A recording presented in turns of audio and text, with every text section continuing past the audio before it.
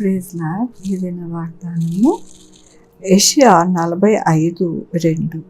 నేను నీకు ముందుగా పోవచ్చు మెట్టలుగానున్న స్థలములను సరళము చేసేదను. ఎంత గొప్ప దేవుడండి! ఎంత గొప్ప వాగ్దానాన్ని మనకి అనుగ్రహిస్తూ ఉన్నారు.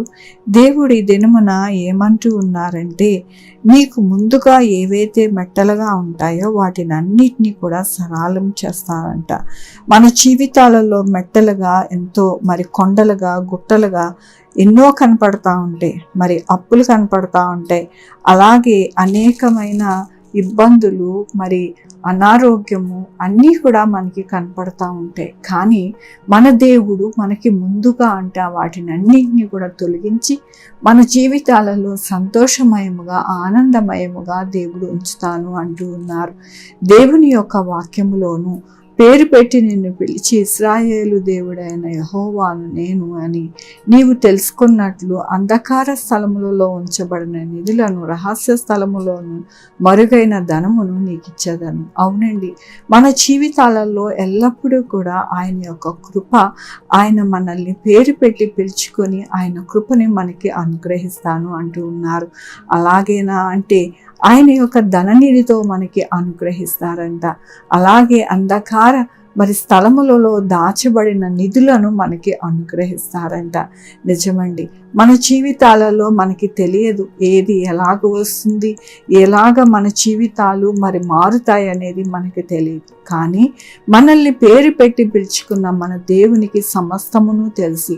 కాబట్టి ఆయన సమస్తమును చేయగల దేవుడని మనము ఆయన వైపు ప్రతిదినము ఉదయం లేచి మనము చూడాలి, ఆయనని పూజించుకోవాలి, ఆరాధించుకోవాలి. మన యొక్క జీవితాలు ఎల్లప్పుడూ కూడా దేవుని కృపలో మనకి సరవుతాయి అని నిరీక్షణ కలిగి విశ్వాసముతో ఆయన వైపు చూచినప్పుడు మన జీవితాలు అన్నీ కూడా బాగుంటాయని దేవుడు సెలవిస్తూ ఉన్నారు. చాలా వరకు విశ్వాసము సన్నగిల్లిపోయి మన ముందు ఉన్న ఆ మెట్టలను కొండలను చూసి భయపడిపోతూ ఉంటాం. కానీ మన దేవుడు అంటూ ఉన్నారు, వాటిని అన్నిటినీ కూడా సరళము చేసి నేను నీకు మీ యొక్క జీవితాలలో నా కృపని అనుగ్రహిస్తాను అంటూ ఉన్నారు. మనం ఎందుకు భయపడాలి, మనం ఎందుకు దిగులు పడాలి, మనం ఎందుకు విశ్వాసహీనులం అవ్వాలి అని దేవుడు ఈ దినమున మాట్లాడుతూ ఉన్నారు. కాబట్టి మన జీవితాలలో ఎల్లప్పుడూ కూడా మన దేవుడు మనకి సమస్తమును అనుగ్రహించి మన ముందున్న ఇబ్బందులు, కష్టాలు, బాధలు తొలగించి మనకి ఎంతగానో ఆయన కృపతో నడిపిస్తారని మనము ప్రతిదినము నడవాలని ఈ దినమున ఆయన సెలవిస్తూ ఉన్నందుకు దేవునికి వందనాలు చెల్లిస్తూ ఉన్నాను. ఈ దినమున పుట్టినరోజు, పెళ్లి రోజు, అనేక శుభదినములు చేసుకుంటున్న వారందరికీ కూడా నిండారుగా శుభాకాంక్షలు తెలియజేస్తూ ఉన్నానండి. మీ జీవితంలో దేవుని యొక్క కృప, ఆశీర్వాదము, బహుమానము ఆయన ఎల్లప్పుడూ కూడా మీకు అనుగ్రహించబడునుగాక. ప్రార్థించుకుందామండి. యెహోవా దేవా, నా తండ్రి, నా ప్రభా, మీ కృపా కనికరాస్తాను బట్టి ఆయన నా తండ్రి మాకు మెట్టలుగా ఉన్నవన్నీ కూడా తొలగించి మాకు ఎంతగానో ఆదరణతో నడిపిస్తారని మీరు మరొకసారి బలపరిచినందుకు మీకు వందనాలు. ఈ దినము నా పుట్టినరోజు, పెళ్లి రోజు, అనేక శుభదినములు చేసుకుంటున్న వారందరినీ దీవించండి, ఆశీర్వదించండి, మీ కృపలో నడిపించండి. నా ప్రభువా యేసయ్యా, నాయన మా కొరకు ప్రార్థించమన్న వారిని వారి బిడ్డల్ని తోడై ఉండండి. వారి యొక్క జీవితాలలో ఆశీర్వాదకరంగా ఉండడానికి సహాయం చేయండి. అనారోగ్యం రాకుండా సహాయం చేయండి. వ్యాపారాల్లో తోడై ఉండండి, ఉద్యోగాల్లో తోడై ఉండండి, చదువుల్లో తోడై ఉండండి, సహాయం చేయండి.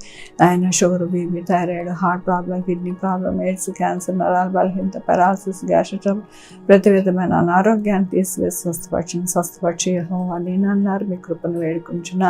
2-వీలర్, 4-వీలర్, బస్సెస్, ట్రైన్స్, ఏరోప్లేన్లో ప్రయాణిస్తున్న వారికి సురక్షితమైన ప్రయాణము అనుగ్రహించండి ప్రభువా. అంధకార శక్తులు ఏ బిడ్డకి నాయన నా తండ్రి దరి చేరకుండా నా ప్రభువా మీరే అడ్డుకట్ట వేసి ప్రతి ఒక్కరిని భద్రపరచండి. మీ రక్త కంచి వేసి సహాయం చేయండి నాయన నా తండ్రి. ఏ బిడ్డలైతే కోచింగ్ సెంటర్స్కి వెళ్ళి కోచింగ్ తీసుకుంటున్నారో, అలాగే కాంపిటేటివ్ ఎగ్జామ్స్కి ప్రిపేర్ అవుతున్నారో వారికి తోడై ఉండండి. ప్రతి ఒక్కరికి తోడై ఉండండి నా ప్రభా. చిన్న బిడ్డలకి, ముసలి వారికి నాయన సహాయం చేయండి. ఎక్కడ కూడా ఎటువంటి అనారోగ్యం వాటిల్లకుండా సహాయం చేయండి నా ప్రభా. మీ కృపని అనుగ్రహిస్తారని మీకు వందనాలు చెల్లించుకుంటూ నా ప్రభు, నా రక్షణ యేసుక్రీస్తు పరిశుద్ధమైన నామమున అడిగి వేడుకుంటున్నాను తండ్రి. ఆమేన్. తండ్రి, కుమార్, పరిశుద్ధాత్మ సదాకాలము మనందరికీ తోడై ఉండును గాక. ఆమేన్. God bless you.